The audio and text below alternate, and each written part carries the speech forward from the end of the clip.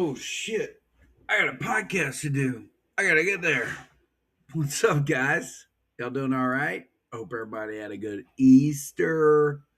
Hope everybody's doing okay. Hope your fantasy's doing well. Is it just me, or is there more like frustrating comments coming from the masses? Yes? No? Maybe? Let's get into it a little bit. Hey, look, there's my son. This whole camera is like very wide. Anyways, hope everybody had a good Easter. Let's get into last week's matchup, shall we? Last week matchups. Last week, let's get into the matchup of the week that was last week. I believe I dubbed it Trippin' Billies and Rally Monkeys. Let's get right into this one. This one held, not to my surprise, and not to probably a lot of other people's surprise as well. It was a close matchup, and so close it ended up being a tie. Walker walked away with the most runs, but these two boys were very close in all the other categories in batting. Shane was able to walk away with four against the week one reigning title champion holder Walker's, ungodly amount of home runs. And then the other surprising thing is, again, I think we saw this last week where Chris Walker's ERA would be up here and then it would be down here. And I'm not saying a three dot is up here per se, but when you're teetering that line of a one and a two, and then the next week you're at a 3.28, you know. But Walker was able to take four of the categories for the pitching. Okay, so how is this number 5? Oh, I forgot. The wild cards. Okay, I get it. 4. Wait, what? How is this a 5-5 tie? Shane got 4. Oh, Shane took one of the pitching categories. I will let my brain work. Okay, so there it is. So again, this one was very close. But yeah, 5-5 tie. How is that not? Oh, I guess. How is that not a 6-6 tie? How is a 0? I thought we talked about this. I thought they were ties. Now I'm confusing myself. I thought last week the 0-0s were a tie category. So now it's not? Did Yahoo fix that? I'm confused. Because I'm looking at the scores 4-5, 4. That makes 5-5. How is that not 6-6? I guess it's not a tie. All right, moving on. It's not a tie. Okay, this was close though in the pitching categories. Shane hung with the, I draft all pitchers and then I draft ragtag bunch of batters, and they just do fantastic, wonderful things. Except Mike Trout, he gets hit on the hand, and there you go. Mike Trout set the world on fire. He was the best thing since Babe Ruth the first couple of weeks, and he was worth the highest starting pitcher that any of us had, and now maybe not so much. Anyways, moving on. So our matchup of the week last week ended in a tie. Benchwarmers was able to take down Swinging and Missing. That one was pretty good. Again, pretty close matchup when it came to the batting categories for these two gentlemen. Pretty close in OBP and average. 7 stolen base for the speedster and benchwarmers. Josh, I really haven't looked at your team. Bobby Witt Jr., yeah, he's going to get you some stolen bases. Bryce Terang, some stolen bases. There you go. Andy Paez. And then over there, old Bryson Stott. So there you go. Jose Altuve doing some good things for you. So there you go. There you go. The pitching definitely left Eric a little dismayed and disappointed. Max Fried did his thing, but Chris Bassett probably not what you want right now on your pitching roster. Nathan Eovaldi probably not what you want on your pitching roster. That's for sure. Some good names in there, some questionable ones at best. But yeah, some struggling pitchers also in the relief pitcher. As mentioned earlier by Josh earlier today, RPs are going to be his downfall or the death of him or something. But yeah, Ryan Walker did not have a good day, and neither did Phil Mayton. Real quick, the whole reason I started the show with a little sleeping is did you guys hear about Carter Jensen sleeping? Carter Jensen is the catcher for the Kansas City Royals, and he overslept. And he was supposed to catch one day last week, and he slept in. And Salvador Perez had to end up suiting up because he overslept. Isn't that just beautiful? Pretty dandy, if I do say so myself. So the team ended up punishing him. Apparently, he's taken a back seat a couple of games. Rightfully so, kid. Wake yourself up. And apparently, there was also like a little, like I guess, like spring training video. And they went around and they were like, "How many alarm clocks do you have?" And Carter Jensen got to be asked that question. And he's like, "I don't have an alarm clock." It's like, "Yeah, you do. You got a fucking phone, kid. But apparently, it's not that important to you, to make millions of dollars and be on time for, we'll call it a sport because it's a sport. So that's why we're going to call it that.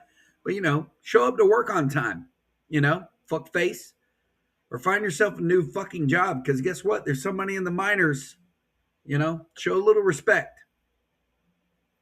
Sorry, that's dad talk too. Back into our matchups conversation, shall we? Benchwarmer 7-5 over Eric. This one's a big one right here. Pete Rose never cheated, took it on the chin, and sometimes my wife does too. Not really. 10-3. Shorty got low. Nick G. And I wrote this down in my notes. How about we give a big round of applause to our very first wild card? I can't believe it. Came out of nowhere.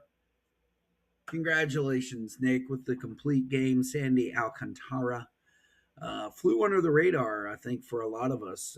We all kind of thought there's an injury risk there, but nope. Went 9 innings, complete game shutout. Faced, I think, 29 batters, was it, in 93 pitches? Got a Maddox up in there. But yeah, so pretty strong performance from the newcomer Anthony. Got 26 runs, 8 home runs. That was all that he was able to muster in the batting categories. But and the pitching categories, he was able to get the 4 save plus holds. But looking at this, his numbers are pretty good. 40 innings pitched, 47 strikeouts, a 3.15. He just faced a stronger lineup in Nick. And yeah, Nick was able to put together some pretty good offensive numbers. Got a big week from Gunnar Henderson, and Freddie Freeman woke the fuck up and did so in pristine fashion. But our newcomer Anthony over there, Amp Damon is what we call him. Not getting a lot of production from Ronald Acuna Jr., Julio Rodriguez. Got some pretty good numbers from Brent Rooker, but they came like late in the week, and Ian Happ. So, but he's got a solid offensive team. Let's just put it that way. He's got some good names on there. Will Smith, Bryce Harper, Matt Chapman, Brent Rooker, Geraldo Perdomo from last year probably is not going to be the same. But he's got a lot of shortstops. So if you need a shortstop, guys, reach out. My guy will hit you back up. Jack Leiter, how about that? Another pitcher that kind of flew under the radar for us there. So 10-3 in the first wild card played or achieved or whatever. So we're going to be all on that, all eyes on the cycle. But I think we all pretty much realize that the cycle is a little bit harder to come by for sure.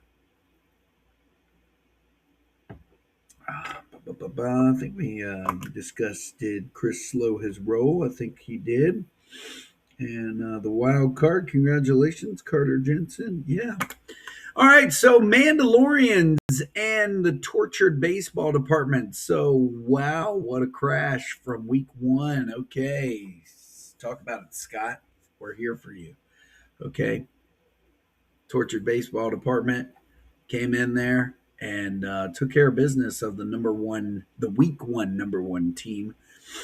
44 runs. I believe this was the most runs this week. I didn't really look into it too much, but very solid numbers. But I will point out this was a very good matchup for both of these guys. They put up some really good, solid numbers in the pitching categories. Those are respectable numbers: 3.58, 73 strikeouts, and only 60 innings pitched. But Jason just came out on top, and with that, I smell somebody taking over at first place with this victory. We'll get into that in a little bit. Good pitching performances from Chase Burns and Kyle Harrison. Not so good from Bobby Abreu, Landon Roop. I like Scott though. Scott, man, he is active. I like that active. He's out there trying to better his team week to week. I like it. Troubleshooters and Rayford Peaches, they faced each other. Not really the best of like the average and OBP numbers from these two, but some pretty solid numbers regardless. 8 home runs for Ray, 23 RBIs. That would be the three categories that she ended up taking was also OBP at .308. But in the pitching, not really solid strikeouts for Milady. Rayford Peaches only got 27 Ks in 42 innings pitched. Not what you want, but apparently she got a lot of that action from relief pitchers, which is what I'm seeing here, because she got some save plus holds, Devin Williams, Rossell Iglesias. But yeah, not strikeout guys on her team for whatever reason. Not really a strong pitching core. I say strong. She's got some good pitchers, but just not a lot. I feel like she's now realizing. And she loses Juan Soto, another big name, lost to the injury bug. Not what you want from your number one pick. Big numbers from O'Neal Cruz. How about that? He just turned it on and went 7-4-10. I saw in another league, like somebody dropped his ass, and I couldn't react quick enough to put in a bid and get him. So somebody else is reaping the benefits.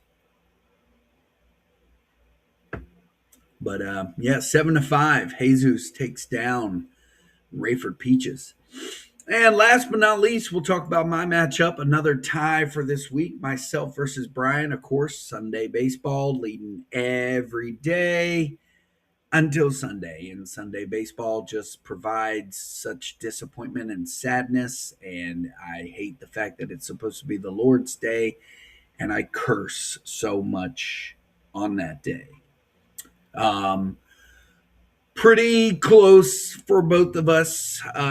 It was hanging by my chinny chin chin with, the batters that I had, and just watching those disgustingly awful, putrid Braves. Austin Riley, I'm sorry, but the beard and the longer hair is not working. And he does this little leg kick too, that every time, like whenever he doesn't make contact, and apparently, or not apparently, that's happening a lot more from what I'm seeing. It's so it just is it's aggravating. It's just and I love that Walt Weiss is like, look, I don't know where to put you right now, other than maybe on the bench because he benched him. It's like, I just don't know. And he came in on the Sunday night game in a leverage situation, could have drove in some runs, might have, had the ability to give him the go ahead runs, but no, couldn't do it, because, Austin Riley is just not that good. I mean, it's just, he's not doing well. Speaking of not doing well, Fernando Tatis Jr. fucking sucks. Gosh, I swear I always do this with my cousin. I always trade him a good, like we've got like a top tier, wow factor of a trade. And I always get the fuck side of it. I never get the enjoyable fuck. I always get fucked on it. Junior Caminero, he's hitting home runs. Eric wants to walk up to me, hey, another home run today for Junior Caminero. And I'm like, hey, fuck your mother. But that's my aunt. So that's weird. So there you go. CJ Abrams doing CJ Abrams things. I was glad, I like him. Solid player. But goodness, oh my. Just leaving home runs and stats on the bench. And there it is. And our pitching, leaves a lot to be desired, right, Brian? I mean, an ass high 6.23 for you and a 4.03 for me. Just yippee ki yay, motherfuckers. So just not good, not good at all. And you can tell you dropped, Shane Smith, Jack Flaherty, and you say Kikuchi. I say Kakachi. So Joe Ryan fucked you too. Just not good. But there we are, 6-6. That's week 2 in a wrap. I got 12 minutes. We got to go. All right, week 3 is looking like this so far. Here are your matchups. Myself is facing off against the lovely Rayford Peaches. Trippin' Billy's will face off against his brother, Scott. Scott's going to look to try to get back in the good graces of being first. Bench warmers and Shorty got low. They're facing off against each other. That's going to be a good matchup. Pete Rose never cheated versus number 1 tortured baseball department. I know I haven't actually given official league standings. I will in a minute. Swinging and missing and agents of chaos going at each other. And rally monkeys versus troubleshooters. So looking at this matchup of the week, I got to give it to Josh and Nick. I like where this is at. I know these two guys are not in the top 6, but I like this matchup. I feel like just based off of what I've seen from just early on in the first 2 weeks, I feel like Josh is going to slowly rise, and I think that Nick is just chomping at the bit to try to get that Franklin back up there, and this would just be one good week to actually set a precedence for how he is looking to bounce back. So, why not? So, yeah, I think that's the matchup of the week. Old bench warmers versus Shorty got low. Let's look at our league standings, shall we? Let's start with the top 6. Jason, Torture Baseball Department, number 1. Cheers, sir. You got a 5-game lead on the rest of us. Troubleshooters, you're looking at 2nd place. Tied for 3rd is myself and Walker. Half a game behind us is Swinging and Missing. And Mandalorians is now in 6th place, 1 game back from Eric. 1 game back from Scott is Nick. And a half game back from Nick is Josh. And a half game back from Josh is Brian. And a half a game back from Brian is Ray. And a full game back from Ray is Shane. And 2 games back is our newcomer, Amp Damon Anthony. All right, so there we go. There's your top 6, followed by, oh, look, Shorty got low, went and Dropped Carter Jensen, put him on his sleepy ass, and picked up Francisco Alvarez. That makes sense. It's par for the course. Let's see, what else can we talk about? Oh, hey, you know what? Earlier this week, somebody designed something on Chat GBT, and the rest of us just kind of went crazy. So I like these new images. It's pretty cool. We freshened up a little bit. Got some new AI images. You know, AI, you can do a little bit out there. So thanks for making us. I like my little D's nuts squirrel with some tats on it, and holding a baseball. And Ray's got a new one. I believe I designed you one, Shane, but I'm not seeing it.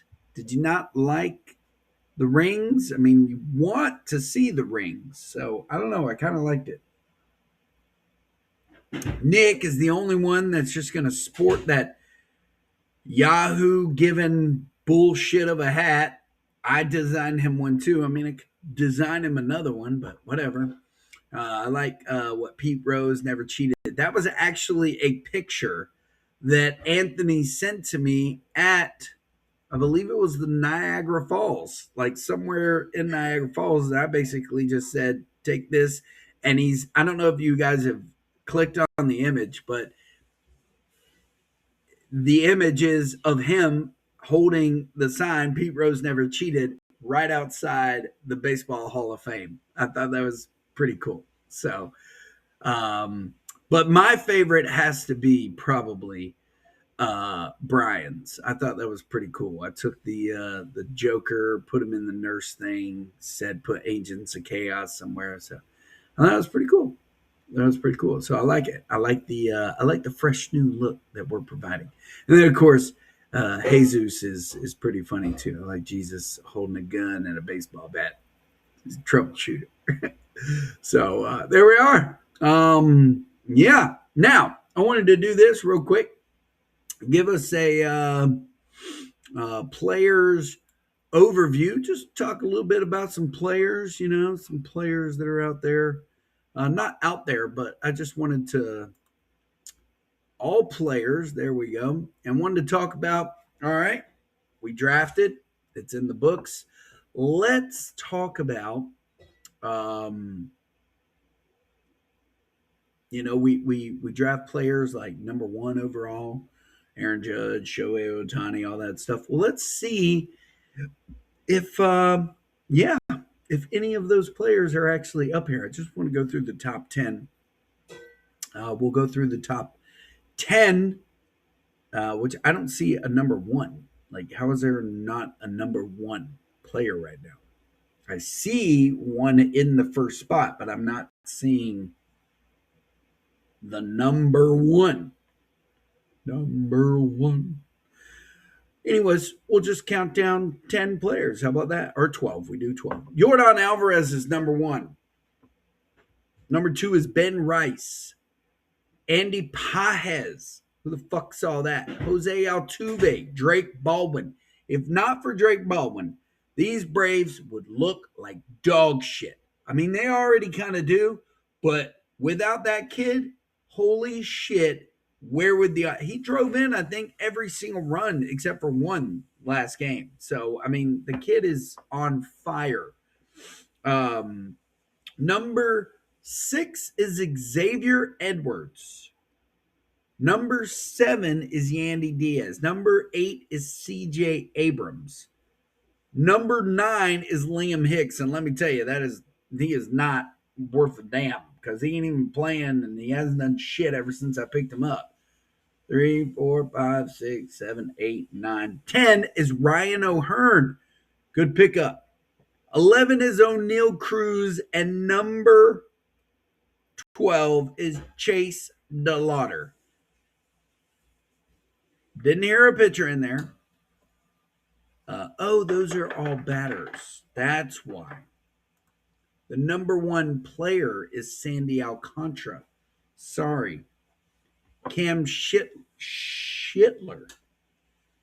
is the number 5 player. The number 7. Why didn't I set all players? Hello? I said all players. I shouldn't have to go all pitchers, all batters. I want to see everybody. Damn it. So 4 pitchers are mentioned in the top 12: Kevin Gausman, Max Fried, Cam Schittler, and Sandy Alcantara. 1, 5, 7, and 12.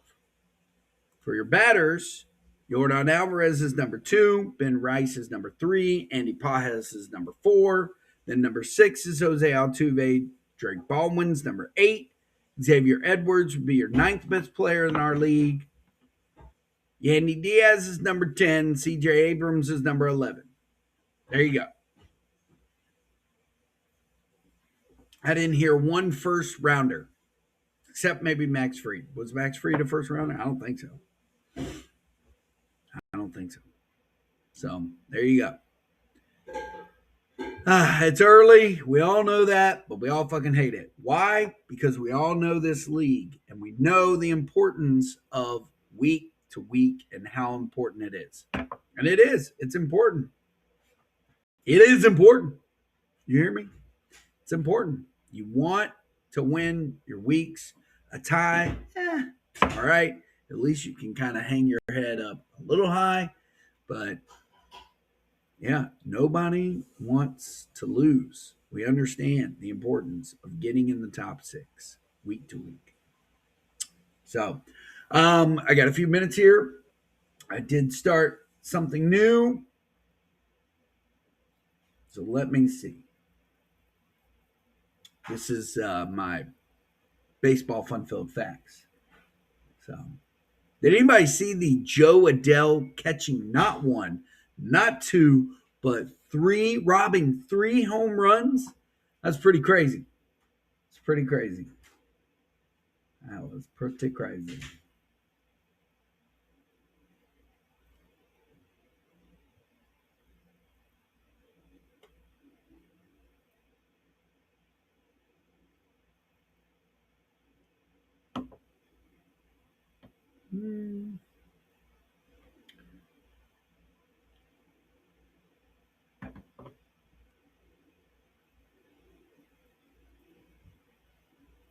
Sorry, this is great radio. I know. Trying to think of something else too.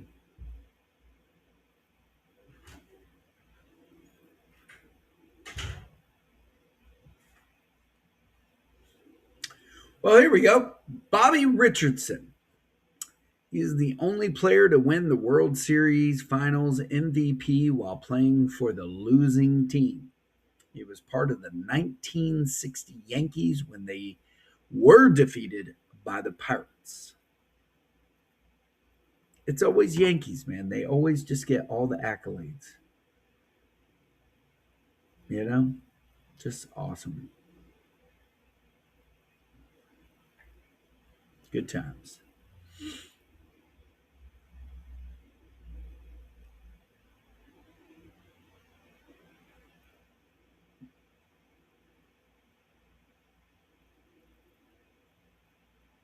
All right, here's another one and the last one for the day, and I will sign off. The youngest player to ever play in an MLB game was a left-handed pitcher for the Cincinnati Reds named Joe Nuxhall. He was 15 years and 316 days old when he played for the Reds on June 10th, 1944. Wow, 15. It's pretty crazy. Think about what our kids are doing right now at 15. They're doing something with balls, but not baseballs. Anyways, I think that's it. I think that's all I got. I think I took up enough of you guys' time. I hope you, again, have a great week. Yeah, trades, baby. Let's talk trades. I'm down. Who wants to talk? I'm all ears. Y'all have a good one. Bye bye.